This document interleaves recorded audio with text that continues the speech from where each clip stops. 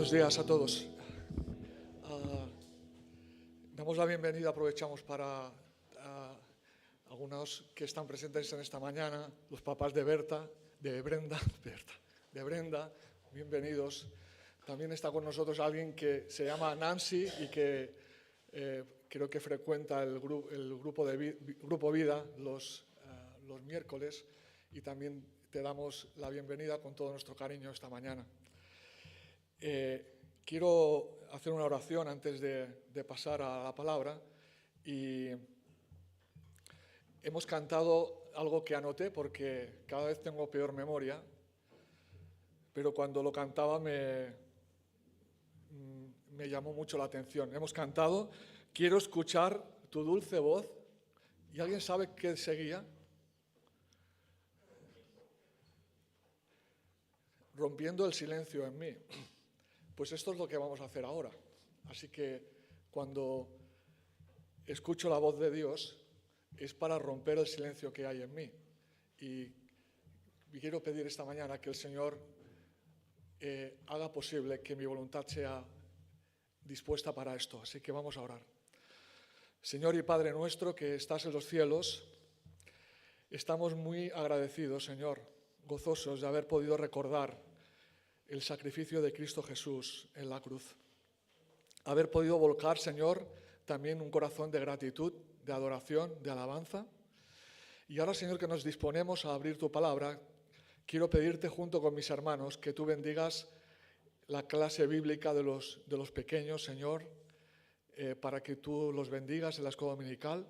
También, Señor, queremos pedirte por los adolescentes, que ellos puedan recibir, Señor, hoy una porción para romper el silencio también, Señor, que hay en cada uno de ellos.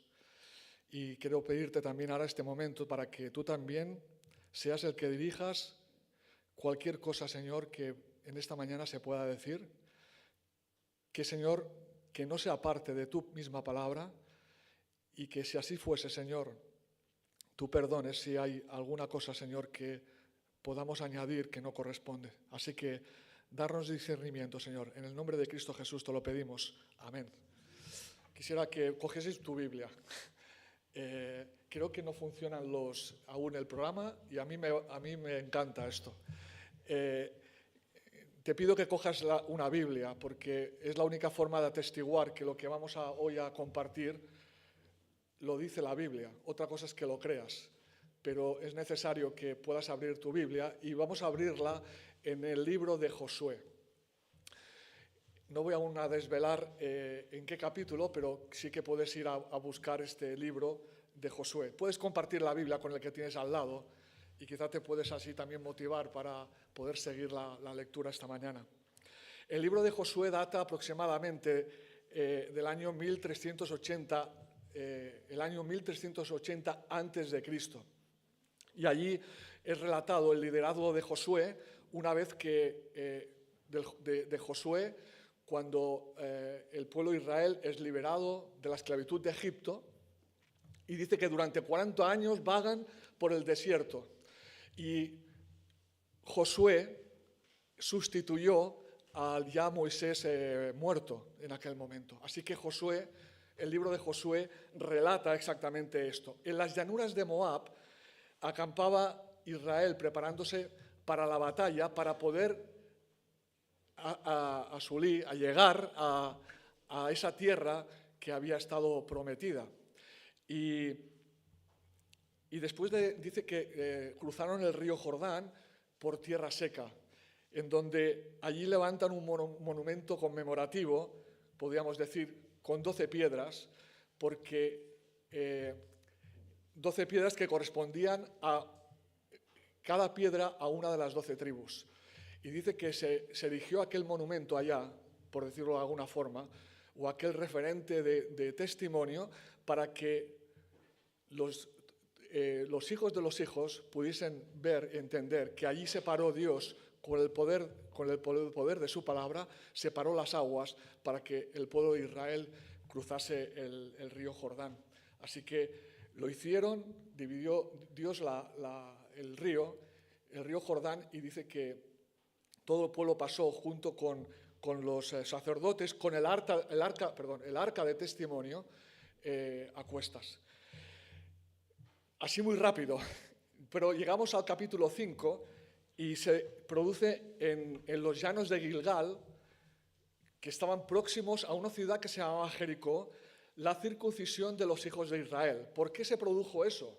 Era una señal establecida, pero que los hijos que habían nacido de los hijos que salieron de la esclavitud de Egipto habían muerto, producto o consecuencia de la misma desobediencia, y Dios los castigó diciendo: no veréis la tierra prometida. Asimismo lo hizo con Moisés, el líder en aquel momento. Así que los hijos de ellos que nacieron en el trasiego de aquel caminar por el desierto, dice que efectuaron la circuncisión. No solo eso, dice que cogieron y celebraron la Pascua. Y celebraron la Pascua con cebada y con grano de la misma tierra donde ya podían estar en aquel momento, después de haber sido liberados de la esclavitud en Egipto. Hay una cosa curiosa. Ocurrió que al día siguiente, el maná que les estuvo acompañando como provisión de Dios para su alimento y su sustento, dice que cesó al día siguiente. ¡Qué maravilla! Al final de este capítulo, dice que Josué, estoy hablando del capítulo 5, alza sus ojos y ve un varón de Dios, un enviado de Dios, que se identificó como príncipe del ejército de Jehová. Y tenía una señal inequívoca de lo que iba a producirse próximamente. Dice que aquel varón enviado por Dios tenía en su mano una espada desenvainada, lista para la batalla. Vamos al capítulo 6. En el capítulo 6, Dios le ordena a Josué para conquistar Jericó, que dice que estaba cerrada a cal y canto. Si tú lees en el capítulo 6, versículo 1 y 2, viene a decir algo así como que estaba cerrada de tal forma que ni entraba ni salía nadie, imaginaros. Jericó tenía una característica muy especial, y es que tenía una muralla tremenda a su alrededor, una ciudad inexpugnable.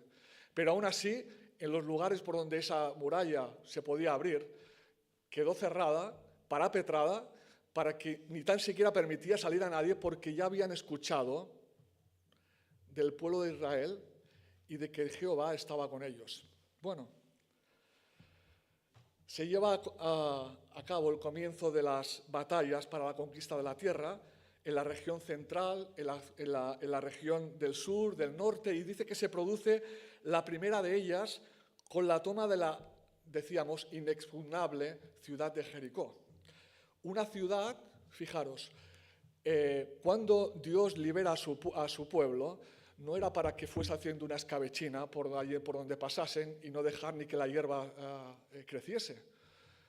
Había una afrenta absoluta en cuanto a aquellos que habían afrentado la santidad de Jehová, y dice que habían sido abandonados por voluntad propia a los ídolos. Así que Jericó estaba entregada, dicho de otra forma, a la idolatría. Además de las minuciosas instrucciones de cómo acometer la conquista de la ciudad, que son referidas en este capítulo, hay una clara instrucción durante la misma que Jehová advierte. Quiero que sí que puedas leer conmigo en el capítulo 6, si no me equivoco, en el versículo 17. Dice: será la ciudad anatema, quiere decir maldita, a Jehová, con todas las cosas que están en ella. Solamente Rahab, la ramera, vivirá con todos los que estén en casa con ella, por cuanto explica, y ya he relatado anteriormente, y los que conocéis la palabra del Señor conocéis, ella escondió a los mensajeros que enviamos antes de ir a conquistar la ciudad de Jericó. Pero dice en el versículo 18, pero vosotros guardaos del anatema, del maldito. Y dice, ¿cómo? Ni toquéis, ni toméis alguna cosa del anatema, no sea que hagáis anatema el campamento de Israel y lo turbéis. Posteriormente, las murallas de la ciudad, dice que se derrumban por el poder de Dios, y la misma palabra manifiesta en el versículo 27 de ese capítulo. Estaba pues Jehová con Josué y su nombre se divulgó por toda la tierra. Pensarás, si no conoces el contenido, detalle del contenido de cómo ocurrió, luego haremos una breve referencia.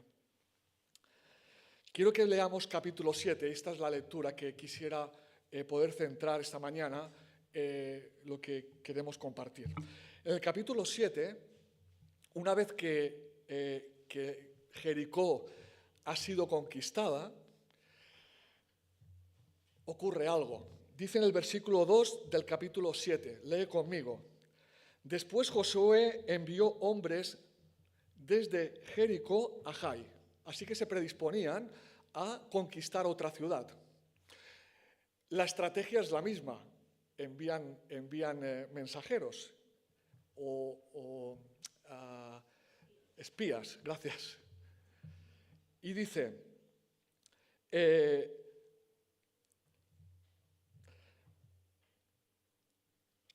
que estaba junto a Bet-Aven, hacia el oriente de Betel, y les habló diciendo, subid y reconoced la tierra.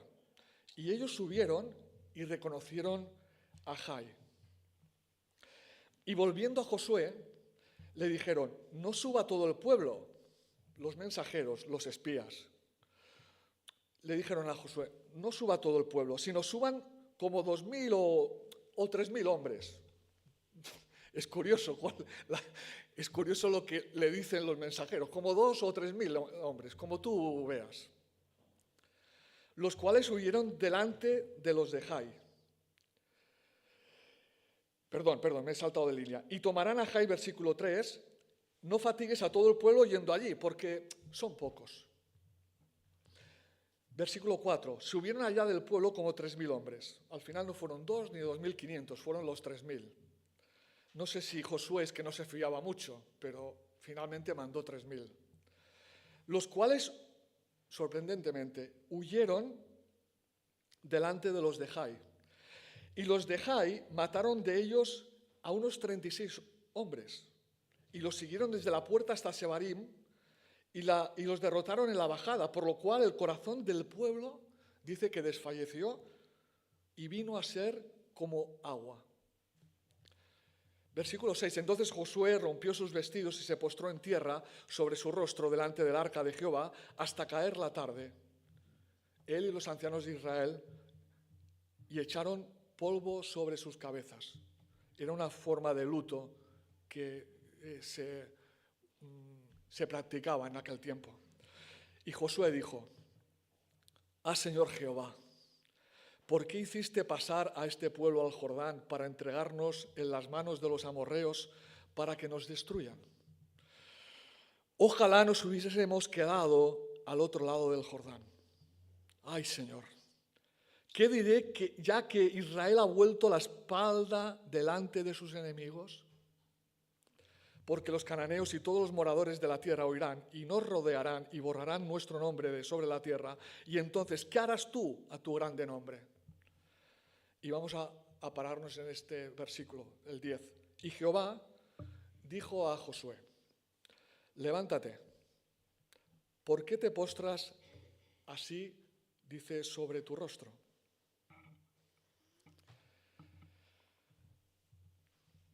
Quiero compartir rápidamente, destacar dos hechos trascendentes entre la primera batalla que hemos referido, que hemos mencionado, de Jericó, y la que hemos leído en Jai.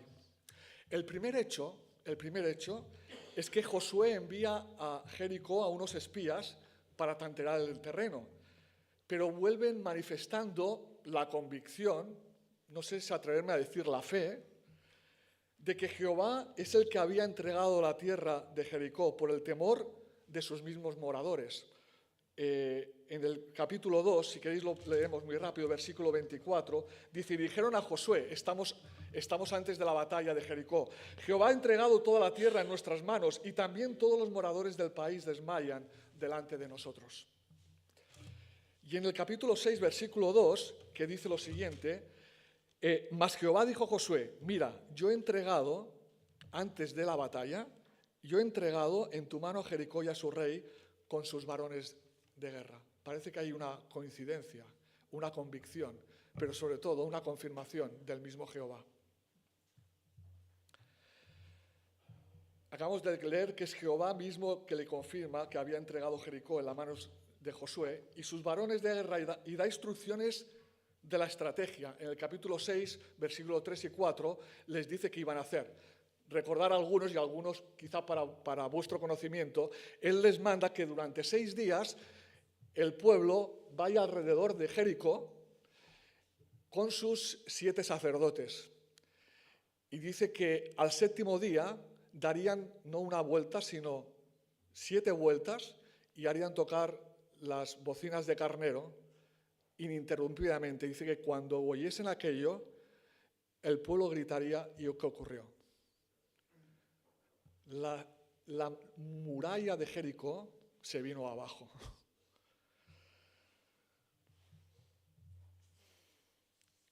Sin embargo, al enviar igualmente, esa es la primera cuestión, el primer hecho diferencial entre la conquista de Jericó y el intento de Jai, es que al enviar igualmente espías a Jai, en esta segunda conquista son ellos mismos y de forma unilateral que trazan la estrategia. Lo hemos leído, lo volvemos a recordar.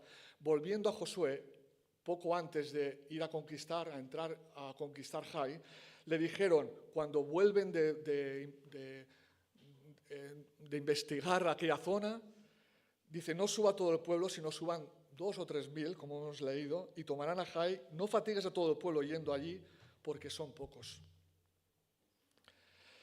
¿Con qué facilidad rehusamos buscar y escuchar para seguir la voluntad de Dios? Y somos nosotros, soy yo, el que unilateralmente trazamos nuestra voluntad sustituyendo el reconocimiento o adoración al Señor por la idolatría de nuestro yo. Esto lo sabemos y lo negamos que sea así. Pero hoy hay un llamado a que, como hemos cantado, podamos romper el silencio que hay en mí. Descuidar la dirección de Dios siempre trae consecuencias, siempre. Los hombres de guerra volvieron despavoridos y desfallecidos y hubo más consecuencia. 36 de ellos dice que perdieron la vida. Primer hecho. Segundo hecho. Vamos a seguir la lectura. Vamos a leer del versículo 11, donde habíamos dejado la lectura, que dice así: Israel ha pecado y aún han quebrantado mi pacto que yo les mandé. Y también han tomado del anatema y hasta han hurtado, han mentido y aún lo han guardado entre sus enseres. Por esto, los hijos de Israel no podrán hacer frente a sus enemigos, sino que delante de sus enemigos volverán la espalda, por cuanto han venido a ser anatema o maldito. Ni estaré más con vosotros, decía Jehová, si no destruyereis al anatema de en medio de vosotros. Levántate, le dice a Josué, santifica al pueblo y di, santificaos para mañana, porque Jehová, el Dios de Israel, dice así, anatema hay, dice, en medio de ti. Israel, no podrás hacer frente a tus enemigos hasta que hayas quitado el anatema de en medio de vosotros. Os acercaréis, pues mañana por vuestras tribus, y la tribu que Jehová tomare se acercará por sus familias, y la familia que Jehová tomare se acercará por sus casas, y la casa de Jehová tomare se acercará por los varones. Y el que fuere sorprendido en el anatema será quemado, él y todo lo que tiene. Por cuanto han quebrantado el pacto de Jehová y han sometido maldad en Israel. Josué, pues, dice que levantándose de mañana hizo acercar a Israel por sus tribus y fue tomada la tribu de Judá. Y haciendo acercar a la tribu de Judá, fue tomada la familia de los de Zera, y haciendo luego acercar a la familia de los de Zera, por los varones fue tomado Zabdi, tal como Jehová les había mandado. Hizo acercar su casa por los varones, fue tomado Acán, hijo de Carmi, hijo de Zabdi, hijo de Zera, de la tribu de Judá. Entonces Josué dijo a Acán: Hijo mío, da gloria a Jehová, el Dios de Israel, y dale alabanza. Y declárame ahora lo que has hecho, no me lo encubras. Y Acán respondió a Josué diciendo: verdaderamente yo he pecado. Yo he pecado contra Jehová, el Dios de Israel, y así he hecho. Pues vi entre los despojos un manto babilónico muy bueno, 200 siclos de plata y un lingote de oro de peso de 50 siclos, lo cual codicié y tomé. Y aquí que está escondido bajo tierra en medio de mi tienda y el dinero debajo de ello. Y dice que Josué entonces envió mensajeros, los cuales fueron corriendo a la tienda y aquí estaba escondido en su tienda y el dinero debajo de ello. No vamos a seguir la lectura para no alargarla más, pero acto seguido se produce la consecuencia. Cumplieron a rajatabla lo que Jehová les había dicho hasta el final. Lo puedes leer en casa. Cuando hemos leído al principio del relato, obvié intencionalmente leer el versículo 1. No sé si te has dado cuenta. Lo he hecho para ayudarnos a entender un poco la cronología y la razón de los hechos del mismo texto. En el versículo 1 empezaba diciendo el capítulo: pero los hijos de Israel cometieron una prevaricación en cuanto al anatema, porque Acán, hijo de Carmi, hijo de Zabdi, hijo de Zera, de la tribu de Judá, tomó del anatema, y la ira de Jehová se encendió contra los hijos, dice, de Israel. El segundo hecho es la causa y la razón de la derrota en Jai, que no fue otra que la expresada en el versículo 11. Jehová dijo: Israel ha pecado. Si bien esto es lo que atentó directamente al mandato que Jehová había indicado y la abominación de esta desobediencia, la consecuencia de la derrota se produjo. ¿Por qué se produjo? El pecado ya estaba hecho, ¿sí? Se produjo porque al ocultar el mismo pecado.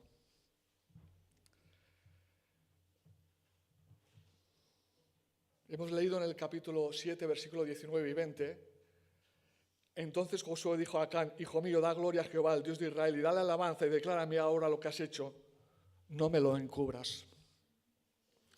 Y Acán respondió a Josué diciendo: verdaderamente yo he pecado contra Jehová, el Dios de Israel, y así he hecho. Mira, la Escritura declara: desde que yo cometo un pecado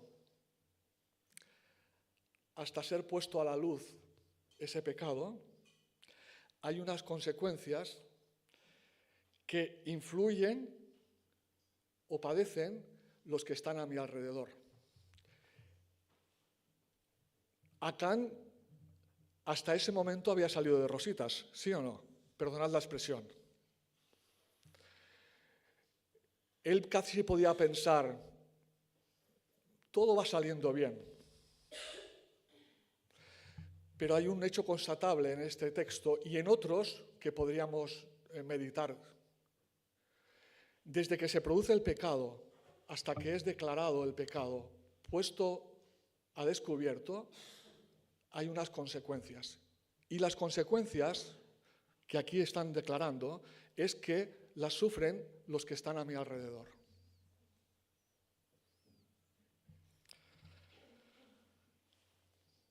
El pecado oculto.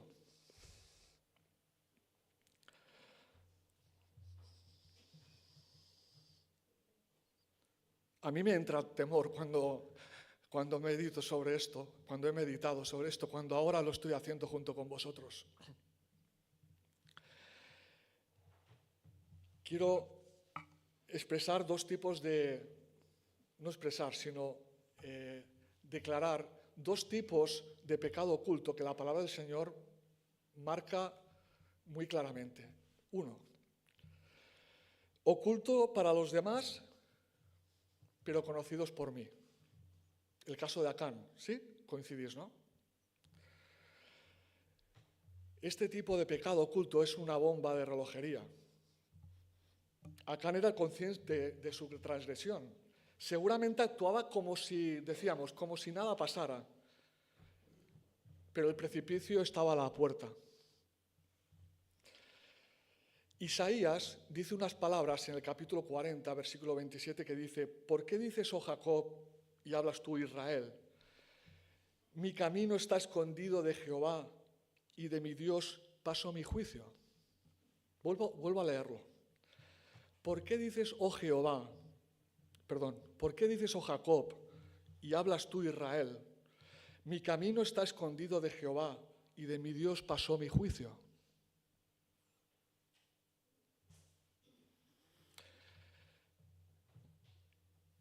Los pecados ocultos para los demás, pero conocidos por mí, es una bomba de relojería. Pero además, cuando se deja pasar el tiempo, existe el peligro de consolidar el pecado. Y quiero explicarme. Todo va bien. Soy conocedor de que hay una transgresión que atenta contra, luego lo vamos a mencionar, contra Dios mismo. Por ahora todo va bien, pensaría quizá también Acán. Quizá pensamos nosotros en algún momento. Pero el pecado oculto trae como consecuencia, ¿sabes qué trae? Más pecado. Isaías también dice en su capítulo 29, 16, Isaías habla claramente, muy claramente en todo su libro. Dice: ¿qué aflicción les espera a los que intentan esconder sus planes del Señor, a los que hacen sus malas acciones en la oscuridad? El Señor no puede vernos, dice, no sabe lo que está pasando. Y luego dice, un poco más adelante, unos versículos más adelante, el capítulo 30, versículo 1, ay de los hijos que se apartan, dice Jehová, para tomar consejo y no de mí, para cobijarse con cubierta y no de mi espíritu, añadiendo pecado a pecado. Hay un segundo tipo de pecado oculto. Hay alguien que lo declara de una forma magistral. Si alguien esta mañana no está de acuerdo con esto, lo puede decir, pero yo voy a leer lo que dice aquí.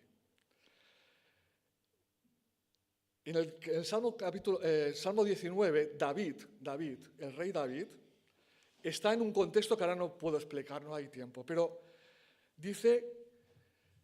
habla de que los pecados ocultos para mí mismo, es decir, que yo no soy aparentemente consciente, que ese es el segundo punto,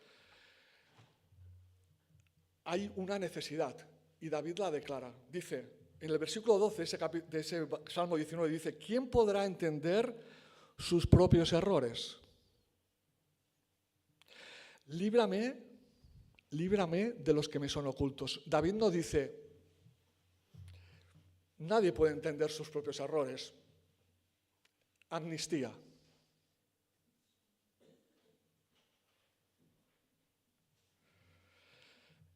¿Sabes? Siempre me acuerdo que cuando demandan de nosotros, no sé si alguna vez te han hecho esta pregunta o has escuchado decírsela a alguien, decirle: escucha, Isaac, ¿cuáles son tus virtudes y cuáles son tus defectos? No sé si te pasa igual que a mí. Las virtudes casi me brotan rápido, hasta me atropello diciéndolas. Pero cuando tengo que hablar de mis defectos, que el defecto es una tendencia, pero una tendencia que me puede llevar evidentemente al pecado, ¿no? No sé si alguna vez has escuchado decir a alguien sus virtudes y dice: mi virtud es ser demasiado sincero, por ejemplo.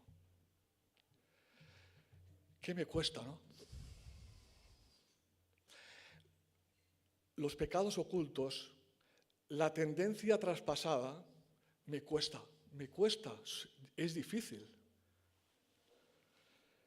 Pero David dice: líbrame de los que me son ocultos. Soy el último en enterarme, pero mientras, ¿qué daño pueden hacer? A lo mejor todo el mundo es consciente de mi pecado oculto, menos yo.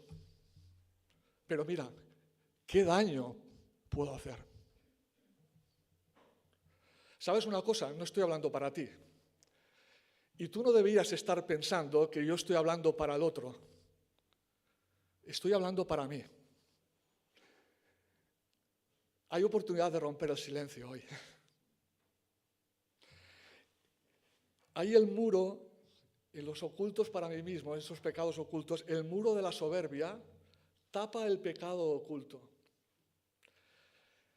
Dice en el versículo 13 de ese Salmo 19 de David, sigue diciendo, líbrame de los que me son ocultos, y dice, preserva también a tu siervo de las soberbias. Caramba, aparece la soberbia. Que no se enseñoreen de mí, entonces seré íntegro y estaré limpio de gran rebelión. ¿Tú piensas que la palabra declara que yo puedo ser íntegro cuando hay pecados ocultos en mí y que yo no me he enterado? En la Biblia, soberbia significa autoadoración, el dominio del propio ego y una suerte de orgullo que no permite, fíjate, la aceptación de Dios. Porque pongo otra cosa que es mi yo por encima de Dios. Esto que puede ser a lo mejor fácil o muy difícil de explicar, es mucho más difícil de detectar en mí, la soberbia. Así que hoy quizá puedo romper el silencio, hermano.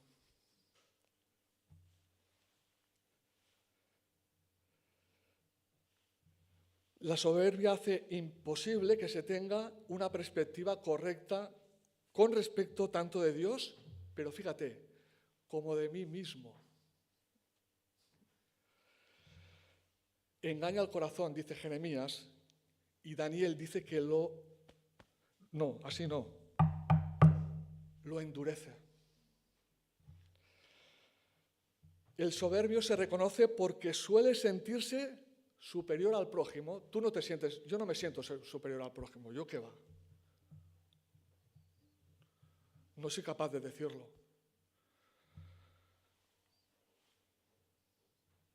Se reconoce porque suele sentirse superior al prójimo, pero fíjate, e incluso a Cristo. Y luego lo vamos a ver rápido. Es duro, ¿eh?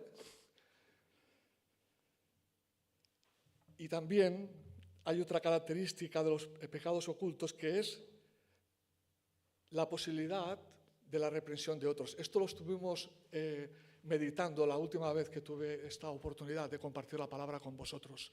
Que los demás reprendan mi propio pecado a la luz de la palabra de Dios y con el amor de Dios. Bueno, hay dos tipos, según vemos en la palabra. Es oculto el pecado, pero hay algo tremendamente importante, conocido por Dios. Puedo ser consciente, puedo ser no consciente de mi pecado, pero Dios lo conoce, todos. Job dice, si pequé, tú me has observado y no me tendrás por impío de mi iniquidad. En Hebreos, el autor de Hebreos dice, y no hay cosa creada que no sea manifiesta en su presencia, antes bien todas las cosas están desnudas y abiertas a los ojos de aquel a quien tenemos que dar cuenta. Y el salmista también dice, despliegas, el Salmo 98, despliegas nuestros pecados delante de ti, nuestros pecados secretos, y los ves todos. Conocido por Dios, trae consecuencias no relacionadas en mi vida y muerte. Lo dice la palabra de Dios. Acán no relaciona las consecuencias que ocurrieron en el intento de la conquista de Jai. Quizá en ese espacio de tiempo él pensaría, todo va bien, todo va bien. Consecuencias que afectaron a su mismo pueblo, siendo abrumados, saliendo despavoridos los 3.000 hombres y la muerte de 36 de sus compatriotas. Y menos aún el juicio de muerte para él y su propia familia, evidentemente. Mira, Dios dice esto en su palabra. Y solo hay posibilidad a dos negaciones en mí. Una, negar que Dios no es ignorante de mi pecado oculto. Negar que Dios no es ignorante de mi pecado oculto, que no se entera. Negar que no se entera. Mejor dicho, afirmar que no se entera. O negar que lo conoce todo. O otra posibilidad, no hay más. O negar que el pecado oculto no tiene consecuencias. Solo hay estas dos posibilidades.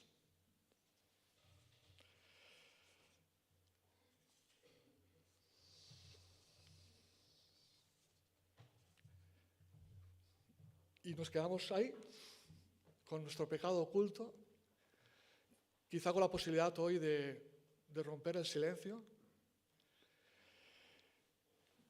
Hay un llamado a la necesidad de limpieza espiritual. Hoy hemos leído el Santo, Santo, Santo. El Santo, Santo, Santo no es para contemplarlo. Lo contemplamos, pero no ese es el objetivo. La razón de la necesidad de la limpieza espiritual es porque el pecado oculto atenta contra Dios y en palabras de David dice: ten misericordia de Dios debido a tu amor inagotable, a causa de tu gran compasión, borra la mancha de mis pecados. Lávame de la culpa hasta que quede limpio y purifícame de mis pecados, pues reconozco mis rebeliones. Día y noche me persiguen. Y dice: contra ti, y solo contra ti, he pecado, he hecho lo que es malo ante tus ojos. Quedará demostrado que tienes razón en lo que dices y que tu juicio contra mí es justo. Salmo 51, versículo del 1 al 4. ¿Cuál es el camino para poder llegar a alcanzar la limpieza espiritual? Hablábamos de la soberbia, el muro de la soberbia. Solo hay un camino, la humildad. La humildad nos habla, hemos leído que Dios rechaza la soberbia como un muro referido y premia la humildad. La humildad es totalmente opuesto a la soberbia y el orgullo, porque el humilde reconoce que no puede hacer nada por sí mismo para llegar a la vida eterna. ¿Cuántos no nos podemos obcecar en nuestras propias fuerzas para conseguir la limpieza espiritual, para apartar el pecado de mí? Pero no puedo. Y me niego. Y prefiero ocultarlo. Y prefiero con esto confirmar de que Dios no se entera. O quizá de que no me alcanzan las consecuencias, por lo tanto Dios no se entera tampoco.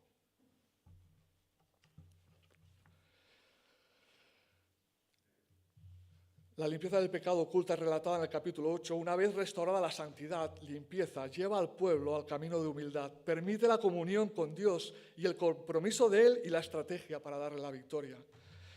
Josué le dice en el capítulo 8, un poco más adelante, versículo 1, Jehová dijo a Josué: no temas ni desmayes, toma contigo toda la gente de guerra y levántate y sube a Jai. Mira, yo he entregado en tu mano al rey de Jai, a su pueblo, a su ciudad, dice, y a su tierra. Pero hay una aplicación y una conclusión, y con esto acabamos. Qué fácil, ¿no?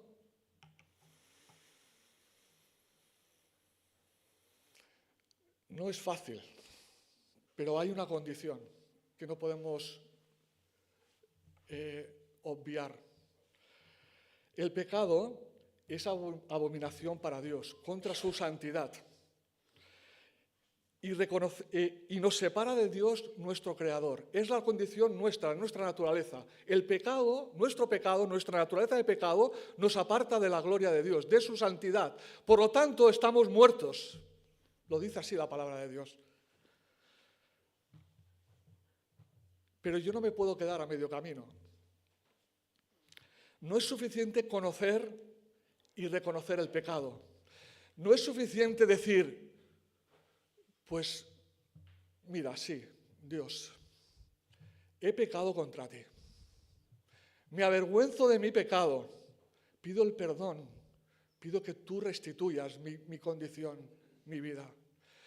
No es suficiente con esto. No es suficiente con esto. ¿Cuántos han muerto en esa condición?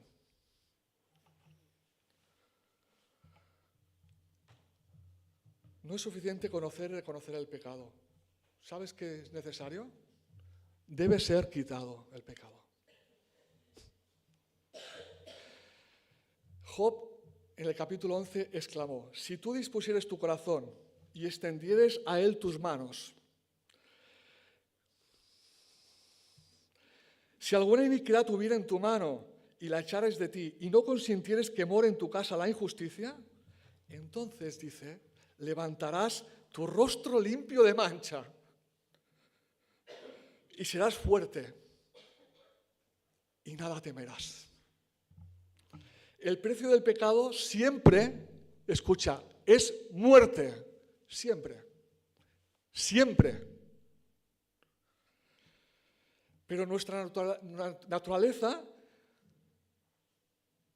nos lleva a pecar.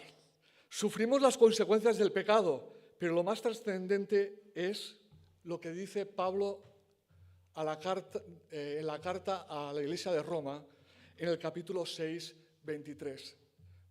Empezando un poco antes, dice: cuando erais esclavos del pecado, erais libres en cuanto a la justicia.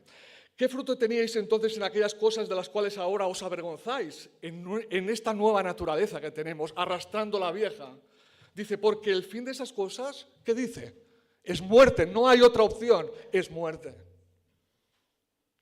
Pero ahora, habiendo sido libertados del pecado y hechos siervos de Dios, tenéis por vuestro fruto la santificación y como resultado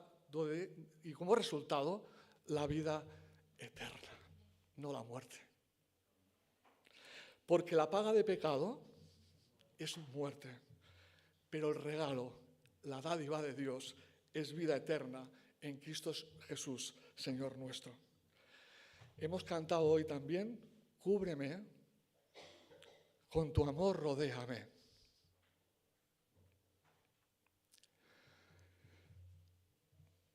Alguien paga el pecado que yo merezco. La evidencia de que el mismo Creador da lo que más ama y tiene que mandar a su Hijo encarnado para hacerse como uno de nosotros, sufrir la ignominia del pecado. Él era también santo.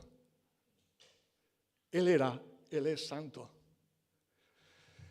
Tuvo que hacerse como uno de nosotros y cubrirme con su amor. Cuando yo entiendo esto, se rompe el silencio. Porque, ¿sabes? Tú puedes pensar en lo que los demás puedan decir, en lo que yo no estoy dispuesto a hacer, ni a verbalizar, en lo que no estoy dispuesto a quitar de mí, no simplemente expresar.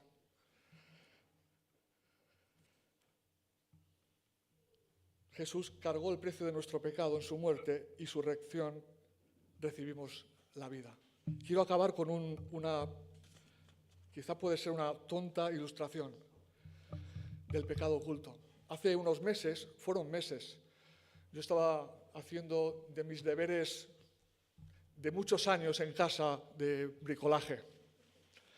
Y hubo un momento que en mi brazo izquierdo, pues, se atravesó un elemento de hierro que me llegó hasta, bueno, no quiero decir hasta dónde, me hizo daño.